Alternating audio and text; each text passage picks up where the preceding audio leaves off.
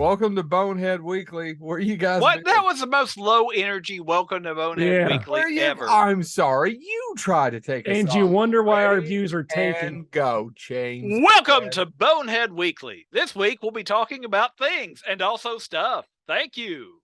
That better? Chad, what you got? A little more energy. Yeah, welcome. Let's get fucking started. There you go. There you go. Oh my God. Y'all both I'll have to cut out. All right. You all both are the lowest energy people since, I don't know, Johnny Low Energy. Do we have a clip? Really Can we cut away? Welcome to Bonehead, everybody. Wee! That works. That works too. We're here stuck with our families. We're not like you who gets to go out and gallivant and have all the energy in the world. I work in my office at least 70 hours a week. Which it kind of looks like your bookshelf is tilted. Yeah, it's not tilted. I've been pulling books for research. I'm trying to get this book deal finalized. Your bookshelf, folks. If you're listening, for some odd reason, all of you just went to YouTube the last 2 weeks. Probably because we did have guests, and then we talked about something highly visual. Now we didn't show any of it, but we talked about show any of that shit. And Movie Posters bombed audio. The actual podcast, but the video YouTube version was one of our biggest YouTubes in forever. Yeah. So anyway, welcome to Bonehead. You don't care about our problems. Here's what I'd like to talk about today. It's time to turn out the lights. It's time to put on makeup. It's time to light the lights. Y'all not watch this show? Are we talking about a show y'all have never seen before? It's time to get things started. On the Muppet Show tonight. So Chad and I were, and for all of you all that showed up for Fall Fan Fest, thank you so much. It raised money for Eastern Kentucky, over $10,000. Over $10,000. Credit to the Greers. I wanted to say this during a show. When the hell did he start doing this, Chad? I don't know. I'm just trying to bring some energy back. I was going to say, I'm thinking that he thinks that the reason our show's tanking is because he needs to put that drive in. He needs to get us moving again. And James is the only one that can bring him back. No, it's literally that my sole purpose is to be a pessimist and to doom us all. I got salt in my finger. So anyway, moving right along. How much did we raise? Fancy free. Over $10,000. Over $10,000. I want to give credit to the Greers, like James just said. They took the cash and gave it all to the Eastern Kentucky Fund Relief for all the door sales. So that was great. And they were a little short of 10 grand. And he made an announcement, about 30 minutes before closing? Yep. And we went over 10 grand, which means a lot of vendors gave some money. So kudos to those folks. Kudos to everyone that went out and did that. I had except for one bad incident, I had a really good time there. One bad incident and then one thing that was like a fly buzzing. You're like flies, but Vigo are like flies. To Vigo but the buzzing of flies to Vigo. We're not going to talk about that incident, but shout out to our friend Clay and his son Jackson. Hope he's feeling better. We had a really good time. Actually, I think I had almost a better time than I did 3 years ago. The last time we did it, Chad, and we actually at the end of the day, we hadn't told James this. We talked to more people than we think we did 3 years ago. Yeah. Even though I think Jared Greer should burn because he gave us a shitty place for our table. And man, it was like the Arctic in that one spot. I don't even care about the Arctic. Oh no, I like the Arctic, but in my mind, by the way, you all were in the men's room when you said it was the worst place ever. It was, well, at least when you got a lot of traffic there. That's true, but it's still pretty shitty. Anyway, I do appreciate the Greers. Thank you so much. So we're talking about the Muppets today. While we're down there, Chad and I, people were asking us questions. And I was really good about barking and getting people to the table, and then sucked about explaining the show. That's what Chad was much better about once the fly had attracted them to the blah, blah, blah. I don't have a good analogy. Once the honey had attracted the fly, you want to try that one? Because no, honey, doesn't really work. How did you get so fly? To quote Danny Lewis, my father, if you're honey, the bee sure did shit the bee gum. I have no idea what any of that means. That was just words. That's what sentences are made up of, Chad. They're words. You put a string of them together, and if you do it just right, it's a sentence. That is like a sausage, a sentence sausage is what that was. That's what that was. I've got your scented sausage in my paints. By the way, if you're listening right now, I'm holding a genuine Kermit the Frog phone. Why don't you plug it in and see if it actually you can make a call? Because he doesn't have a landline. If I do, it talks to my dead grandmother on the Twilight Zone episode. Yeah, there you go. Yep. We're huge Muppet fans, right? Yep. Yes, they're one of my favorite. By the way, I'm so excited for the speaking of Muppets, the Electric Mayhem series. And I want to say once again, if you go back on Twitter and look about 4 years ago, I went, "Oh my God, why don't they do a wall card with the Muppets and do the origins of the Electric Mayhem?" So I want to say, where's my check, Disney bitches? No, actually, that's what I'd like to say. Actually, though, I'd just be just as happy if they said, "Hey, here's some free swag for mentioning it and continuing to promote the Electric Mayhem." I was going to say, with the Muppets, with me, that's like one of those memories I have of.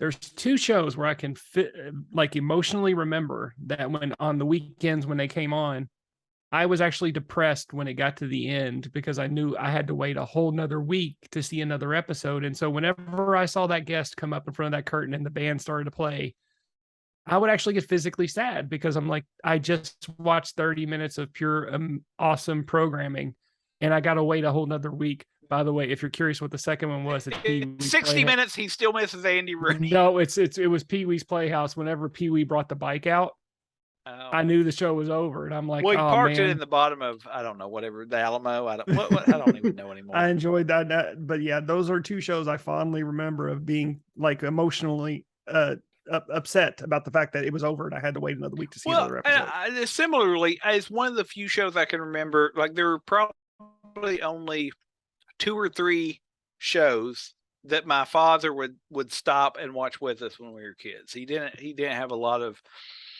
He didn't mind animation. But there was he didn't get into The Simpsons. He didn't get into any of that. He liked Animaniacs, and he liked the Addams Family, the old school Addams Family, so the original, with John Hess. And so those are the ones that have that kind of place in my heart because I can remember my dad, like if he was working and the Muppets are on, he'd be like, "I'll take a break," and he'd watch it. And so, I have a similar kind of nostalgia for it, but also quite frankly, as I've gotten older, I've learned to appreciate how funny and sometimes risque they can even be. Oh yeah. And so it's one of those things that you watch as a kid and you love them because they're the Muppets. You watch as an adult and you're like, they got away with some stuff. Let's talk a little bit about the Muppets. The Muppets have been around since 1955 and they started with a guy named who? Bob Slapperjaw. That's absolutely right. Jim Henson, Sam and Friends. It was started in local Washington, D.C. broadcasters. Muppets have grown, and then they grew, and then they grew. And it was a lot of advertising, too. Yeah, it was mostly, didn't they first get in a coffee commercial or something like that? I think that's right. But what is fascinating to me is that Jim Henson actually struck it rich with the Muppets early because you're both right. They did a lot of ads, and most of the time it wasn't Kermit. You think of Kermit as Ralph the dog. Ralph, it was dog food, Purina. He was the mascot for Purina for a while. So actually, I can't remember if and I couldn't find this or not. It was in a documentary I watched when he graduated from college because he finished his college degree. He showed up in a Rolls Royce. Am I misremembering that? If you watch, there is a PBS series called In Their Own Words. Mm-hmm. And matter of fact, they re-aired the one that a certain Queen did. That's right, Freddie Mercury. No, the other one. Elton John. No, the one that died. Freddie Mercury. But that being, I knew it was going to come back to haunt me. But that being said, they did want Jim Henson, and it tells that story, and they talk about, his first wife. I guess I don't know if that was his only wife. I'm not sure, to be honest. I think that's his only wife. I think he was a Christian Scientist, which we'll get into later of what killed him. Yeah.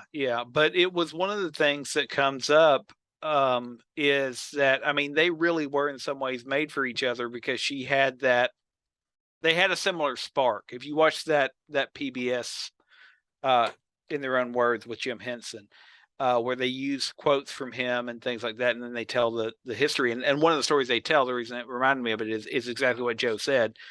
They showed up to his graduation in that Rolls Royce that he had went out and bought. Yeah, he wasn't making a living. He was making a damn good living right out of the gate, and he stumbled. Shouldn't say stumbled, but in a sense, though, when you're 20, 21 years old, what else can you call it? Of just finding your niche and what you're going to be known for the next 35 years. He passed on in 1990, actually, and I'll talk about this really quick. He passed on in 1990 from strep throat. He was raised a Christian Scientist and did not care for going to doctors and didn't go to doctors. As Michael Eisner said it, if you know anything about broadcast or movies or whatnot, Michael Eisner's a pretty important guy. He ran for Disney through the 80s. Michael Eisner said, all he needed was a shot of penicillin 24 hours beforehand, and he'd still be with us. Well, within reason, Well, and that's what in their own words, I think they said that literally it could have been a difference if he would have been an hour and a half earlier. Like, it's not even, we're not talking a day, that if he would have just went a little bit earlier. And so, you got to remember, strep throat is one of those fun flesh-eating diseases. So, and if it goes unchecked, most people can fight it off to a certain extent. But if you get one you can't fight off, you're hosed. Yeah, that's the reason why we overprescribe, and that's a whole other episode of we overprescribe. Don't make me do an episode about overprescribing medication. Antibiotics, but they do come in handy. It's kind of like a nuclear effect of you should use them when you need them. Anyway, so it's a tragedy that died in 1990. And I want to go back to the origins, but gentlemen, you were talking about, Chad was talking about one of his saddest memories is when the show was over. I don't have that quite a bit. I think I discovered them later because I didn't actually watch Sesame Street growing up. I discovered them more as I got a little older. And then I loved Muppet Babies. It's probably the first thing I saw before I saw the Muppet Show. I saw them. I watched them both. The reason I watched Muppet Babies is because of the Muppet Show. So yeah. I didn't get the Muppet Show till after Muppet Babies. But one of the saddest things in history to me is when all the Muppets are gathered around, and it's a little thing that they did after Henson died, and they start talking about who was Jim Henson. There used to be a guy that came here. Yeah, what happened to? I mean, it's a very, like, they do it in a way that it's still approachable, but it's really, it's tough because he gave so many people their childhoods, and the Muppets is obviously a huge part of my childhood. And it doesn't just start with the Muppets. I mean, it's Sesame Street. It's also Fraggle Rock. Yeah. You wouldn't have these things if it wasn't for Jim Henson. And I didn't mean to talk just about Jim Henson, but it all started in 1955, and he hit it big, and mainly it was selling shit. They were used for his commercials.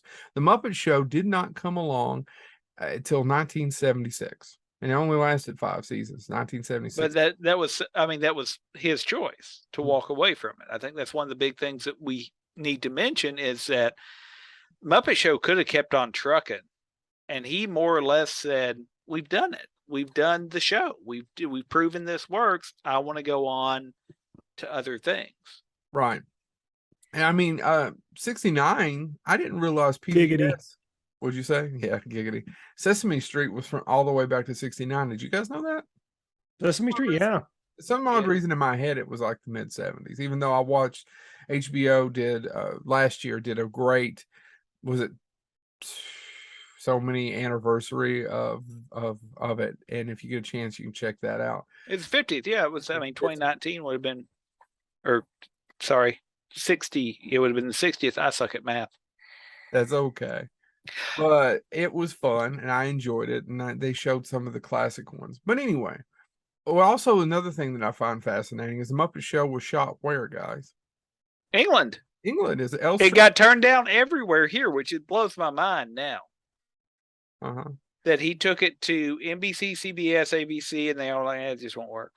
Yeah, they shot it in the UK at L Street Studios, and it was on ITV, and it's at its high point. It was 14 million people tuning in on Sunday early evening slot. Yeah, that's it. Yeah. And the guest lineup for the Muppet Show. Well, Overused term, but a murderer's row. but one of the things that they talked about early on is even getting guests. Like if you watch the first season, it's not as noteworthy. And I'm not belittling any of the talent because No. it's still in retrospect. I will belittle one person from the first season. Who? Florence Henderson. Why? Oh, I just couldn't stand her. And those, yeah, you need to watch it. Especially her musical performance, where she's doing a serious musical performance, where she's walking through these woods. The song is just atrocious. She can't. I don't feel like she can sing, and it just keeps dissolving into like a full frontal face. Her while she's it is a bizarre performance, and it rattles me every time I watch it. So, but that will be the only criticism I make about the Muppets is the Florence Henderson episode. But again, originally there were some concerns about who are you going to get to do this show. But then, as Joe said, once people realized, oh, this is going to be a thing. Well, it was what happened is the show was then syndicated because of the success in England to US. And that actually, and I was reading up on it, is when you start seeing more of the talent. It attracted a bunch because it then became a hit in syndication in the US. Here is just a highlight. Roger Moore, Liza Minnelli, Julie Andrews, Elton John, Liberace, Bob Hope, John Cleese, Gene Kelly, Diana Ross, Debbie Harry. This list goes on. And by the way, they're leaving out Alice Cooper, Vincent Price. Yeah, Roger Miller. I don't know why you mentioned Liberace about 5th on that list. Because that's how they had them listed when I was also reading. Liberace. I think so. You kids today don't but Liberace was a cultural I mean, really. Oh, I know, but that's just one of those. That's one of those. Him and Lawrence Welk. I don't get it. No, Lawrence Welk. I don't get tiny bubbles and a little bit of forget it. Drugs and tiny bubbles. Don't go there. One toke over the line. A lovely hymn. Sweet Jesus. One torque over the line. One torque performed on the Lawrence Welk show because since it mentioned Jesus, he assumed it was a hymnal. Or a hymn. Sorry. And the next thing is, we're glossing across this. I didn't realize that the Muppet movie was made during the run of the Muppet Show. In my head, I never really thought about it. It came out in 1979, and The Great Muppet Caper came out in 1981, which is when the Muppet Show was winding down, right? Did you all know that? No, it never occurred to me. I just automatically assumed, and I never looked at the dates and put the two together. I just assumed they made the Muppet Show and then it ended, then they made the Muppet movie. Do you know what you got, by the way, for the first couple guests of the Muppet Show if you hosted the Muppet Show? What? Jim Henson made you a Muppet in your likeness. They stopped doing it because it got cost prohibitive as time went on. But I think if you were in it's the first 5 or 6 episodes, he would make you your own Muppet stylized after you. And all I can think is, I'm thinking, I could be wrong, but does that mean Ruth Buzzy has a Muppet of herself? Probably. Your obsession with Ruth Buzzy. I just like the name. I just really like Ruth the name. Buzzy. I'll defend Ruth Buzzy, as she has not been doing well from what I understand on Twitter. Are you going to defend Chad? No, I'm not going to defend Chad. But Ruth Buzzy has added something to the cultural. If you've never seen any of the roast with Ruth Buzzy, check them out. That's all I'm going to say. Yeah. Well, do you guys want to explain who Ruth Buzzy is to our audience who has James, that? Go ahead. I know her from the roast. That's the only thing I know her from. That's where I know her so from. Great. She was so great playing basically the old lady foil that would come up and tell everybody they were bad. And shit out and try to beat the shit out of Don. Used her purse to smack people around. Ruth Buzzy was just a comedian from the 70s who appeared in a lot of, took basically any role she could get a part of. TV shows, she appeared in a few movies, TV shows, game shows. She was just there. As far as the standard person showing up on a roast. Yeah, as far as the standard person showing up on a roast, I'm not talking about Rickles and all that, but these people that were known for the roast, you could not, and they did other stuff too, I'm not taking away from them, but Ruth Buzzy and Foster Brooks, if they were talking, if they were approaching the panel, you knew something was going to get said. It was going to be funny. You might feel bad about laughing about it later, but you were going to laugh. All right, so back to what I was saying, and to go through kind of a brief history of this. There was the Muppets Take Manhattan in 1984, Muppets Christmas Carol in 92, Muppets in Space in '99. By the way, I just want to point out you're missing one. Actually, pre-Muppet Show, there was the Muppets Valentine's Day special, which I think was 1974. Oh, I've never seen it. And Muppet Sex and Violence was another TV special that happened after that one. Oh, I've never seen any of these. And by the way, and this is the reason why we're doing all this is because they're going to fill in the gaps of just certain things that I've. By the way, you also did skip another one. There was Muppets Christmas Carol, and sir, you left out Muppets Treasure Island. Well, if you'll give me a minute. Well, you jumped to 1999. I thought you were doing them chronological. I did, but they actually this list I'm pulling from did not have Muppets Treasure Island. It's missing a few things. Oh my God! I saw Muppets Treasure Island in the theater. I was the one. No, I saw it too. I saw that, and I saw Muppets Christmas Carol in the theater with my younger sibling at the time, who was very young at the time. But she's not young anymore. She is, as time has progressed, so is she. Well, yes, she has. All right, then. So what I want to talk a little bit about real quick, and then you guys go right back to, then we'll talk about the things that James wants to talk about and Chad wants to talk about, is that the estate of the Henson estate, Brian Henson directed Muppets. He directed the Muppet Christmas Carol, right? And he might have directed one of the other ones, and he's talented in his own right, the son of Jim Henson. But they were saddled with this, not only saddled with all the other stuff, but it isn't necessarily, they got a lot of grief because they sold the rights to the Muppets to a German company, EM TV and Merchandising.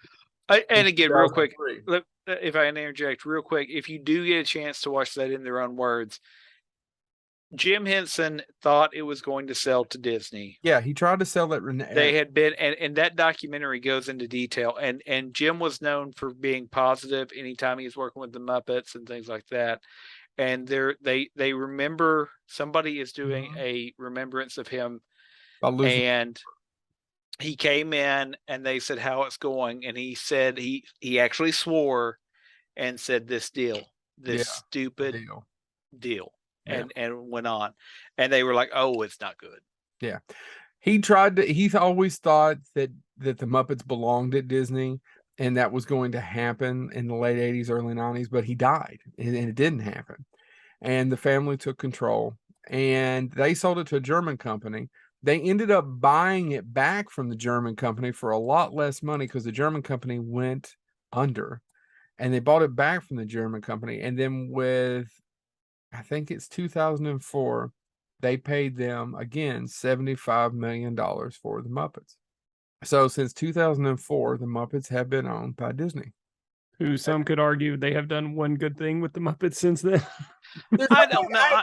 There's two things. I like the Muppet movie in 2011. The Muppets. Yes. Muppets Most Wanted probably has a few decent scenes in it. I enjoy Muppets Most Wanted. It's not the same as Muppets, the Muppet movie. The Muppets, I should say. But there's parts of it I enjoy.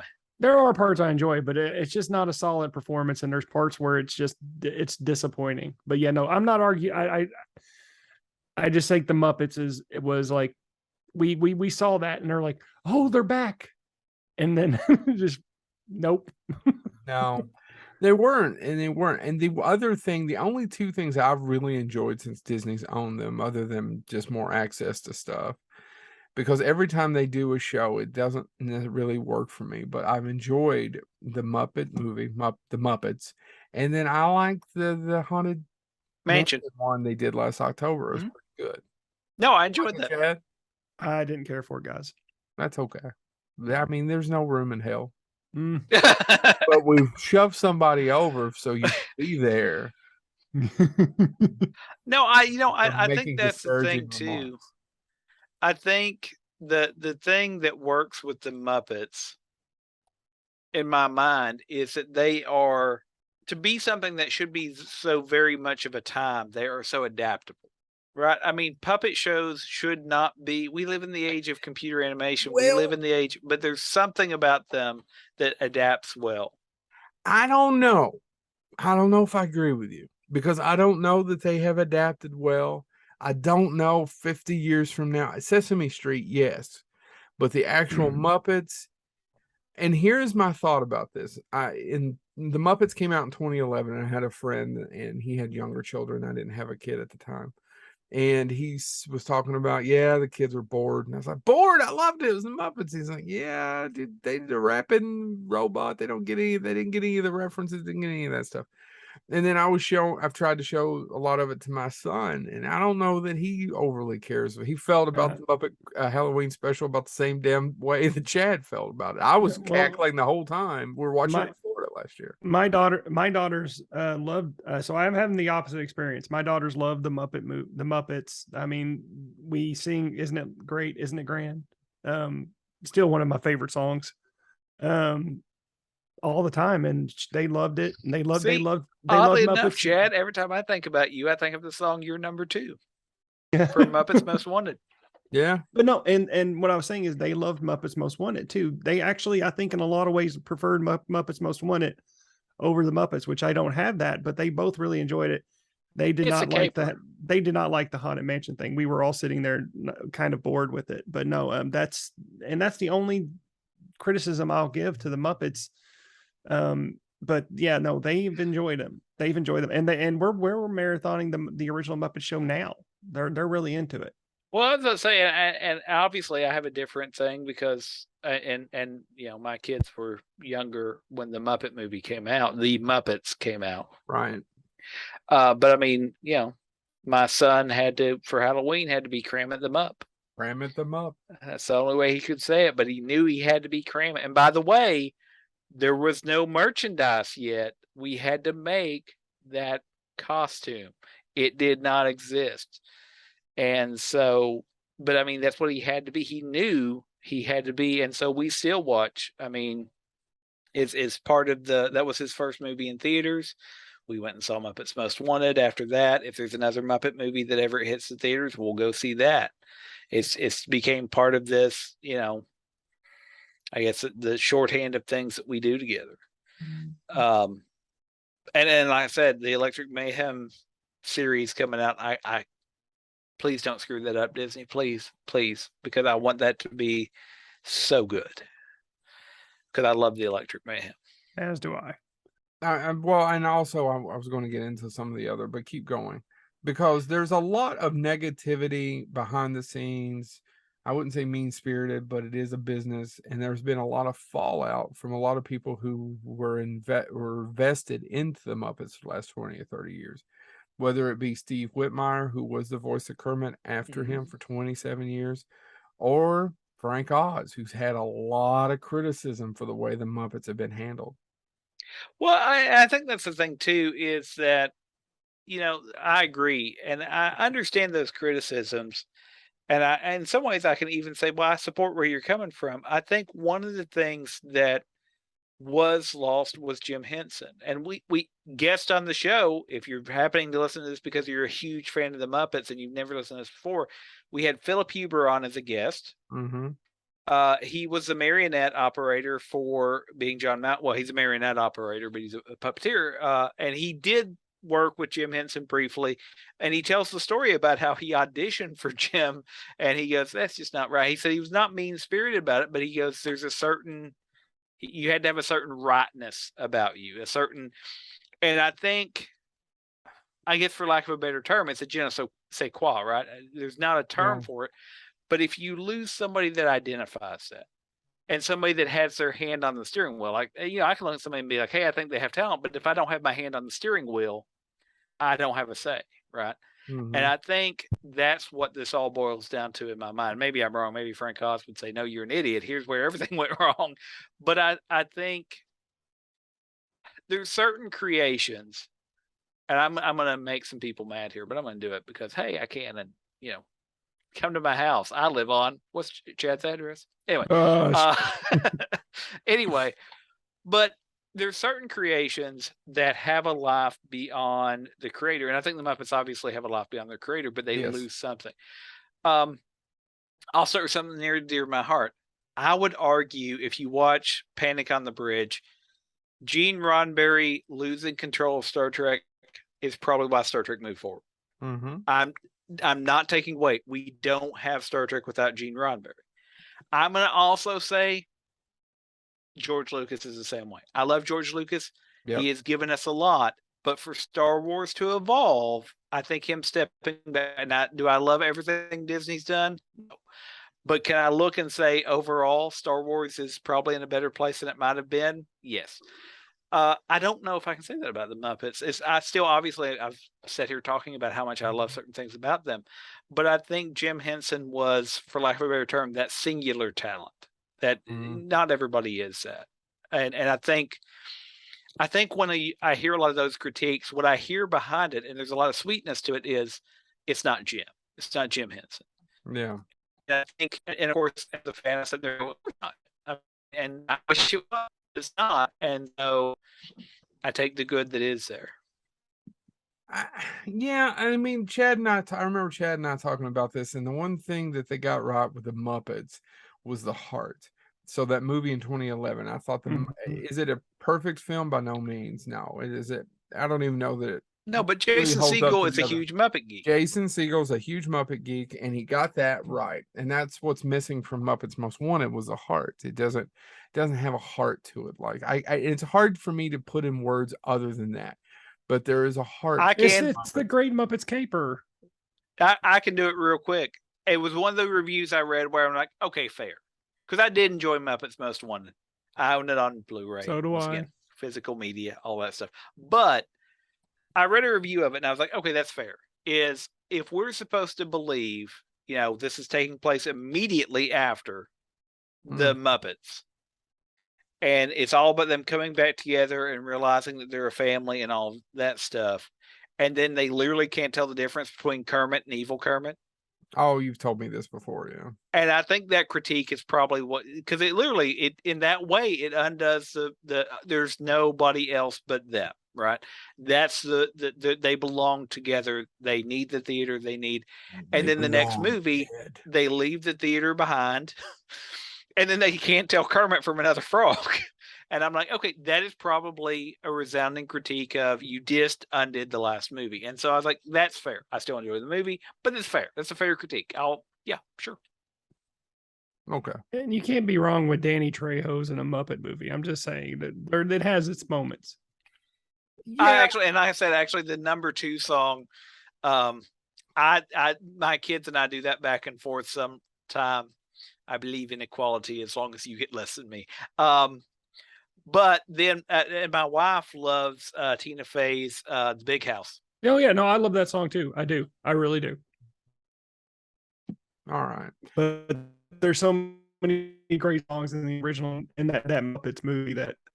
They actually, and that's what I will say. I know not all of them are rock solid gold, but the Muppet films that have a lot of music, the music, generally speaking, now obviously the first.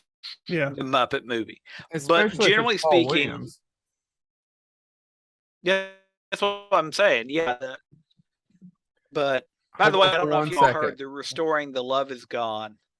Okay, hold on for 1 second. We have a little bit of a Wi-Fi issue because God hates me. I don't know if that's true. Yeah, no, we've noticed that you keep troning out. I don't know what else to call it.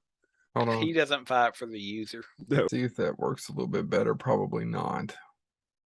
So, back to what you were saying about the Muppets and Paul Williams and how he's amazing. No, I was gonna say how little Enos Paul Williams is great. Paul Williams is great, and quite frankly, there's lyrics from some of those songs. The scene from the Muppet movie, ye old classic one, where things are not going well and they're sitting around the campfire, and it's one of my favorite lyrics of all time. Is just Gonzo very softly starting to sing, "There's not a word yet for old friends who just met," and I love that line. There's something so iconic about that scene, and it's really a bummer kind of a scene, but then it has this real sweetness to it. And so I don't know. But anyway, my overall point is when Muppet movies feature original music, I'm looking at you, Muppets from Space, it tends to be really good. Like I would argue if you take It Feels Like Christmas and pull it out of the Muppets and introduce somebody that's never and said, "Oh, this is a Christmas Carol," and you played it for them, they'd be like, "Oh, that's a pretty good Christmas Carol," right? It works outside of even the framework. And by the way, It Feels Like Christmas is one of my favorite Muppet songs. Yeah, and Am I a Man or Am I a Muppet was nominated for an Oscar. Yeah. It is a good song. Didn't it win? I don't remember. I'm pretty sure that won the Oscar that year. Pretty much, it's like Highlander. Pretty much won the Oscar. Pretty much won the song for greatest song of all time. Are you a man or are you a Muppet? But yeah, no. So I think there's just something about how these come together, right? And there's something when it works, it's so organic that you just come to expect it. Yeah. All right. We've kind of went through a lot of the history, a lot of the different things a lot of people know about. By the way, 2012 best song, Man or Muppet. All right, sweet. Man or a Muppet? I'm both. I've got no jokes here. I'm going to stop. I want to stop before I say something else. All right. Now, I'm curious, gentlemen. What's your favorite Muppet property? What's your favorite Muppet movie, show, whatever? What's your favorite Muppet thing ever? Ooh, that's a hard one, dude. I know. It's like it's a show where we have conversations and talk. So I wanted to talk about this one because in doing research for this show, here he goes on his Dog City rant. I don't care for Dog City. Shut your mouth. Emmett Otter's overrated jug band show. You watch the outtakes of that? No. Yeah, After this is over, seriously, go watch the outtakes where Jim Henson just in character starts a barrel or something breaks loose and rolls, and he just starts swearing in character, and it's hilarious. Yeah, I think it's him and Frank Oz, right? As the barrel keeps being missing its cue, and they're just going off on one another in character. It's something like, you see that effing thing? Yeah. But it's in voice, so it's just perfect. Like, we're trying to do a movie here. I'm not going to disparage Dog City. I'm really not. There are parts of it that I enjoy. I have it on overall. DVD. I found it on DVD at a Blockbuster going out of business. Blockbuster's kids used to be a. Nice. Go ahead. No, before I answer that, did you all ever hear of Jim Henson's Little Muppet Monsters? Yes, it was half of a show, right? It was. Yeah, I know about that. It's a whole show. It only aired like I thought 4 episodes. I thought it was part of an hour. Like, it was 2 Jim Henson properties, and it was the first half hour, and then the other one was another. And then when it got canceled, they made it. You could be right. Last an hour. You could be right. Crazy. I'm not sure. It could just be the lunatic I'm looking for. Yeah, I didn't know. Turn out the lights. Don't try to save me.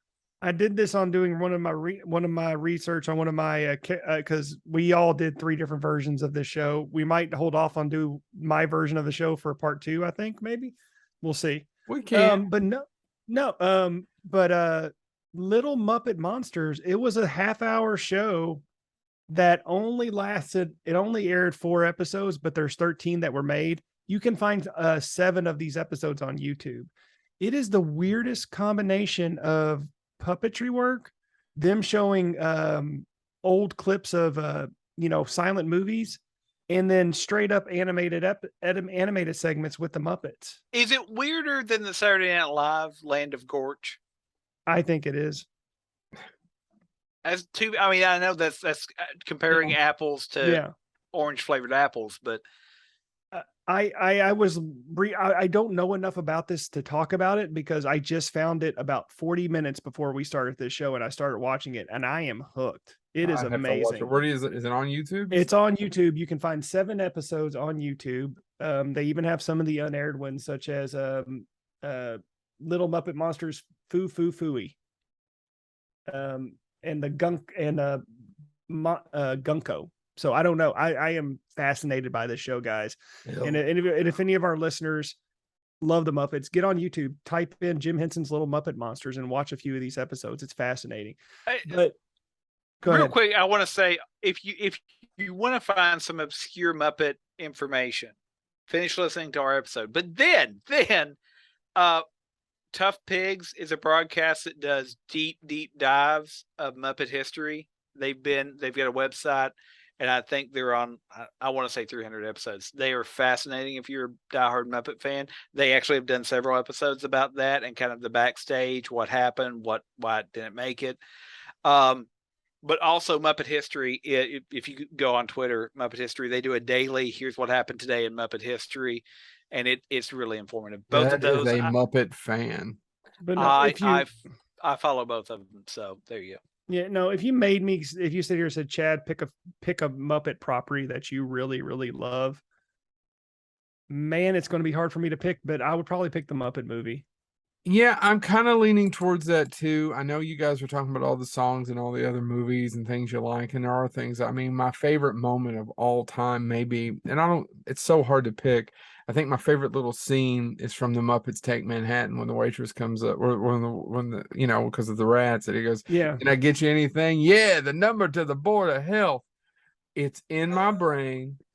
yeah. It will be in my brain till it all just ekes away and it's gone, dementia or Alzheimer's.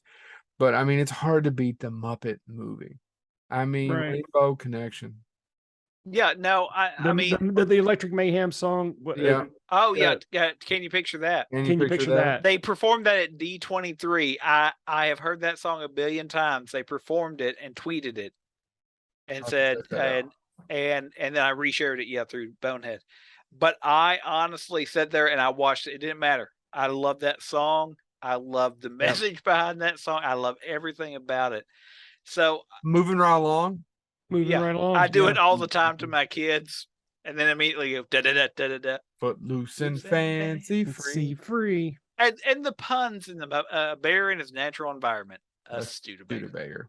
Yeah, my father left it to, or my uncle left it to me. Oh, I'm sorry.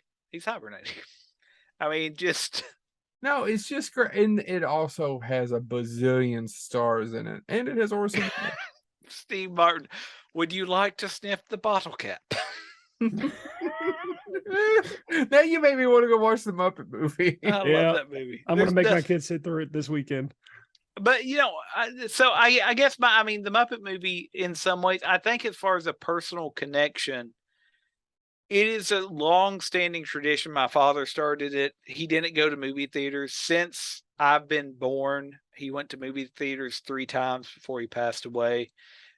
He lived for quite a while, folks. It's not, but he just didn't go. He didn't like to go to movie theaters. It was, and I love it. But the films he saw in theaters when I was really young, he went with my mother to take us to see E.T. Yeah, and then we were on vacation with them. We went with my parents somewhere. We had to stay in a hotel, and he looked across the way, and a Garfield, A Tale of Two Kitties was playing in the theater. I had to watch and that he was like, I like Garfield. Let's go watch that. And I was like, cool, let's go. I mean, because he very rarely went, you never told him no. And then the last movie he went to, and it literally turned him off from going to the theater, is he went to see Marley and Me. Oh, no. Or as my wife refers to it, the puppy snuff film. So anyway, that being said, so my father watched everything when it came out on VHS. We would rent movies. We would do a lot of that stuff. And once he saw Muppets Christmas Carol, it became a standing tradition, and we've kept it alive since he's passed away. You eat Thanksgiving dinner. Yeah. And then you watch Muppet Christmas Carol. And that kicks off our Christmas season. It is kind of our standard. In my wife's family, it's Black Friday shopping, which is perfectly fine. I've gotten into that with them. That's perfectly fine. But the Thomas family tradition is eat Muppets Christmas Carol. And that's how we kick off the holiday season. And my father maintained, like, he used to love it. Alistair Sims, Scrooge. It's my favorite too. But he said nobody played it as realistic as somebody that could be, say, and my father loved Alistair Sims, but he goes, but you still believe it. You know, if the devil showed up the next night and said, you can go back to being evil, I'll take care of it, Alistair Sims might go back. But he said with Michael Caine, the way he played it, you believed he was actually permanently changed, that it had something. And so, I mean, I want to say the Muppet movie, but as far as personal connection, there's something now embedded in my mind that will always say, I got to give something to Muppets Christmas Carol. And as you said, that was dedicated to Jim Henson and somebody else. Who else is it? I've seen that credit 1,000 times and I can't remember. But anyway, I mean, it was kind of their Spirit Lives On movie too, in some ways. Right. It's a movie I liked. I don't have the same attachment to it than you do, but there's a lot of great stuff in that film. Rizzo and Gonzo are fantastic. And by the way, my dad's favorite Muppet of all time was Rizzo. When Muppets from Space came out, Welch's did jelly glasses. Mm-hmm. And they had one with Rizzo on. And my father was, generally speaking, relatively cheap. Like, he didn't buy, as he always said, you don't buy the cereal for the toy inside. But I can remember being in the store, and he very rarely went shopping either. Like, even grocery shopping, he'd be like, go get what we need. But he happened to be in the store, and he looked over, and they had the display of the Welch's glasses.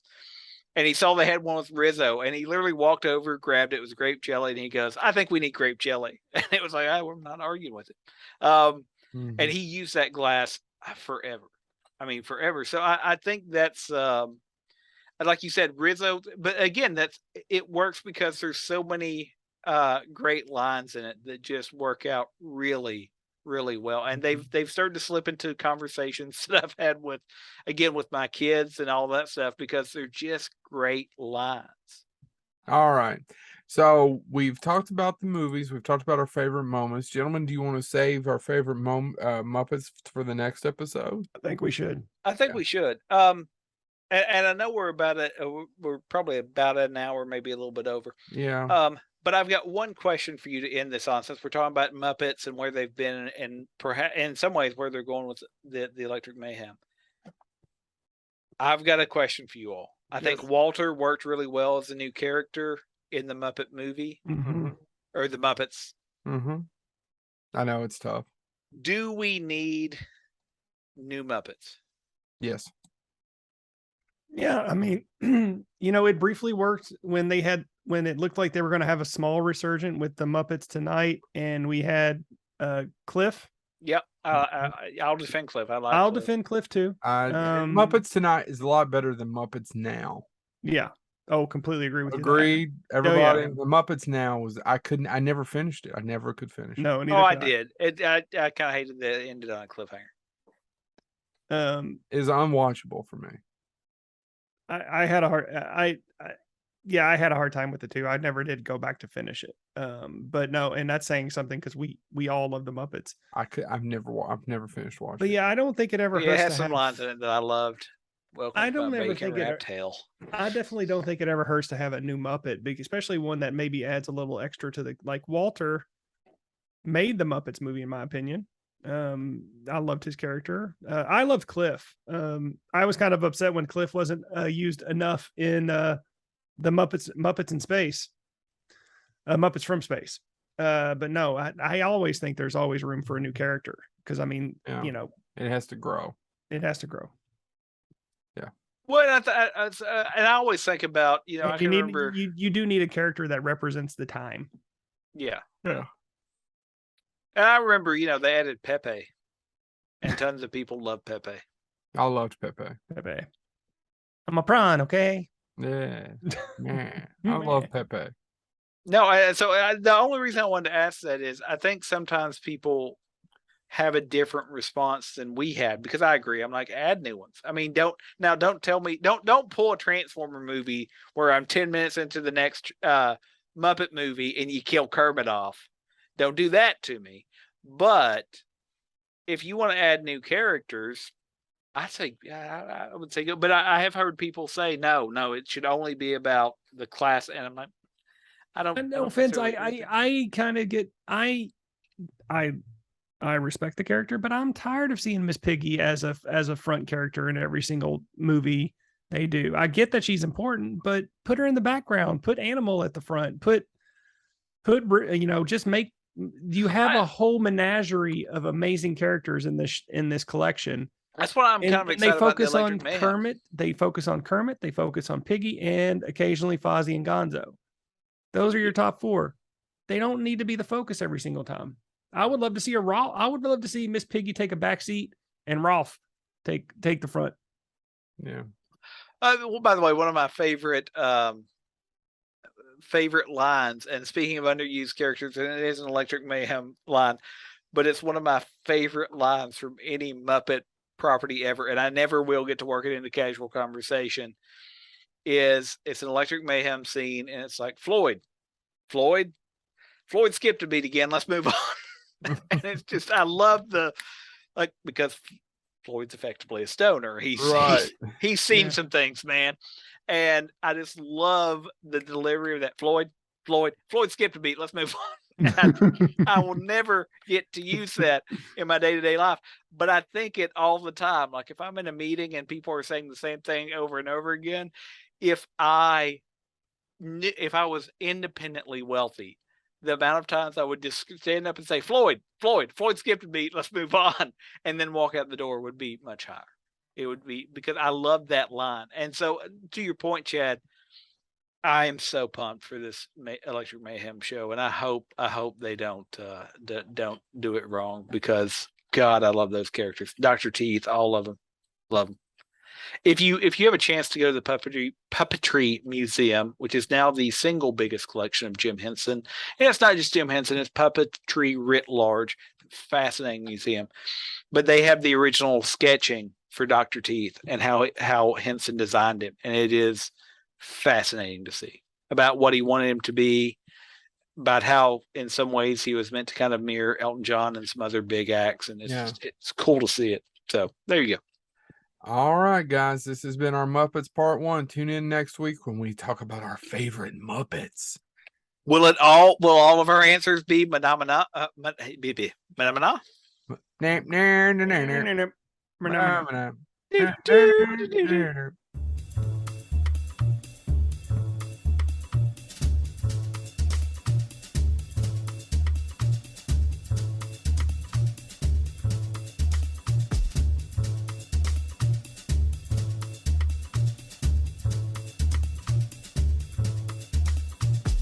Uh,